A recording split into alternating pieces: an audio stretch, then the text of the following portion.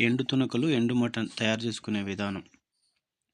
మొదటగా మనం ఫ్రెష్‌గా, గట్టిగా ఉండే మటన్ తీసుకోవాలి. ఈ మటన్‌కు మనం పసుపును ముందుగా మొత్తానికి అప్లై చేయాలి. పసుపు మొత్తం టోటల్‌గా మటన్‌కి కలిసే విధంగా అప్లై చేసుకోవాలి. పసుపు కలిచడం ఏంటంటే మంచిగా ఇది ఉంటది. తర్వాత ఉప్పు, కారం, అల్లం పేస్ట్ కాసింత ఏసుకొని కలుపుకుంటే ఎండు మటను చాలా రోజులు నిలవ ఉంటది. నిలవ ఉంటమే కాకుండా ఫ్రెష్‌గా, తాజాగా ఉంటది.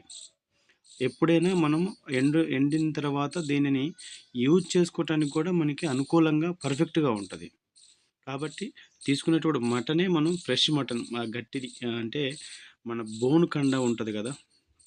బోన్ కండ, తొడ భాగంలో ఉండే కండ ఇవి తీసుకోవాలి. తీసుకొని మంచిగా ఇలా కలుపుకున్న తర్వాత బాగా ఆరనియాల.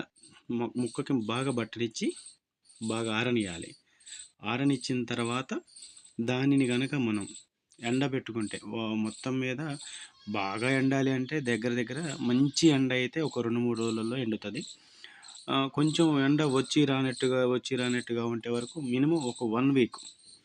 1 వీక్ గనక మనం దీన్ని మంచిగా ఎండబెట్టుకుంటే దగ్గర దగ్గర ఇది ఈ ఎండు తునకల మాంసం అనేదైతే మనకి 5-6 నెలలు ఈజీగా ఉంటది.